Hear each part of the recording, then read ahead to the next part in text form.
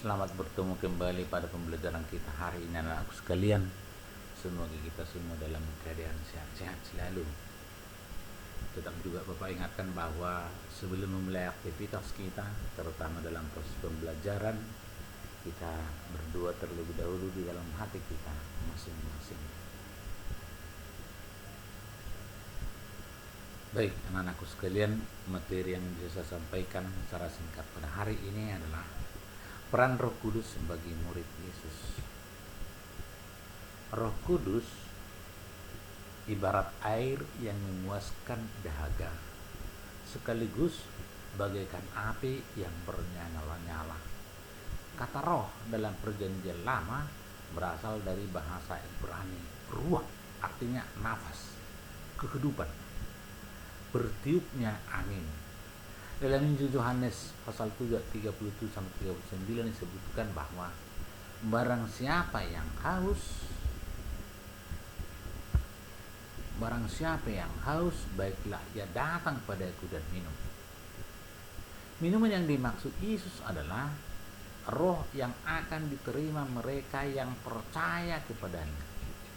Petrus berkata kepada orang-orang Yahudi dari segala bangsa di dunia ini yang berkumpul pada hari Pentakosta bahwa sesudah ditinggikan oleh tangan kanan Allah dan menerima Roh Kudus, ia dijadikan itu, maka dicurahkannya apa yang kamu lihat dan kamu dengar di sini dalam Kisah Para Rasul pasal 2 33. Maka sebagai makna Pentakosta waktu itu adalah disebut bahwa istilah Pentakosta adalah asal kata bahasa Yunani, yaitu Pentekoste, yang artinya hari yang ke-50. Karena itu pelaksanaan hari raya Pentakosta yang dirayakan gereja-gereja pada masa sekarang adalah dihitung dimulai dari 50 hari sejak hari raya Paskah. Maka setelah hari raya Paskah dihitung ke depan 50 hari berikut. Itulah yang disebut dengan Pentakosta. Artinya boleh dikatakan secara umum bahwa Pentakosta itu adalah hari turunnya Roh Kudus. Tapi kalau perhitungan dari hari raya Paskah sampai 40 hari ke depan, itu disebut dengan hari kenaikan Yesus. Hari kenaikan dirayakan juga di situ 40 hari setelah Paskah itu hari kenaikan. Maka 10 hari kemudian disebut dengan Pentakosta. Maka hari Pentakosta itu anak-anakku sekalian mengandung 3 arti. Yang pertama, dalam perjanjian lama, hari Pentakosta sebagai hari raya panen gandum. Itu artinya mengingatkan bahwa Allah telah memberikan berkat-Nya yang berlimpah kepada umat-Nya sebagai bukti pemeliharaan Allah kepada umat-Nya. Di hari itulah umat Allah bersyukur. Itulah yang pertama dalam perjanjian lama. Sama seperti kita kalau kita di Tanah Karo misalnya ada kerja tahun. Kerja tahun itu ucapan syukur kepada Tuhan atas lindungan dan berkah-Nya, terutama dalam kegiatan mereka, pertanian mereka di dalam masyarakat tersebut. Maka mereka bersyukur. Sama itu dengan juga bagi orang Batak dikatakan bahwa bersyukur juga. Itu juga pesta Gutilon namanya, pesta panen juga sama dengan di Tanah Karo juga. Itulah pengertian dalam perjanjian lama, bersyukur kepada Tuhan. Yang kedua, dalam perjanjian lama juga bahwa Pentakosta itu adalah hari yang dirayakan untuk memperingati peristiwa turunnya Taurat yang diwahyukan oleh Allah kepada Musa di Gunung Sinai. Artinya ke-10 perjanjian itu,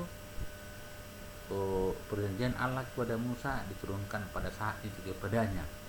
Di mana? Di Gunung Sinai, menerima ke-10 perintah Allah, mulai dari perintah pertama sampai perintah yang ke-10.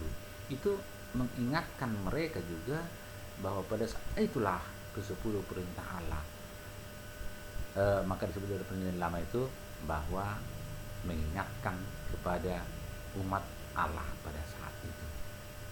Yang ketiga, bahwa perjanjian di dalam perjanjian baru itu, bahwa arti Pentakosta itu adalah hari turunnya atau dicurahkannya Roh Kudus kepada umat yang percaya kepadanya. Maka anak-anakku sekalian, Pentakosta itu mempunyai arti dan makna yang sangat luas sekali. Oleh karena itu umat Israel di perjanjian lama dan umat Kristiani pada zaman sekarang ini sama-sama juga mempersiapkan dan merayakan baik Paskah maupun Pentakosta secara khusus, walaupun berbeda zamannya.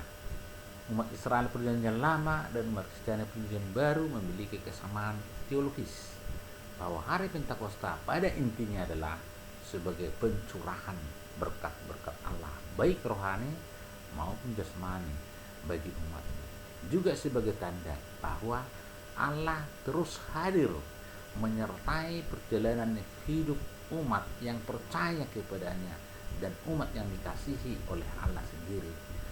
Maka pada zaman sekarang ini pun anakku sekalian, kita selalu merayakan itu di setiap gereja ataupun di setiap agama kita, agama Kristen yang percaya kepada Tuhan, bahwa pencurahan Roh Kudus itu diberikan Allah kepada setiap orang yang percaya kepadanya. Maka anak-anakku sekalian, demikianlah yang bisa saya sampaikan pada saat ini.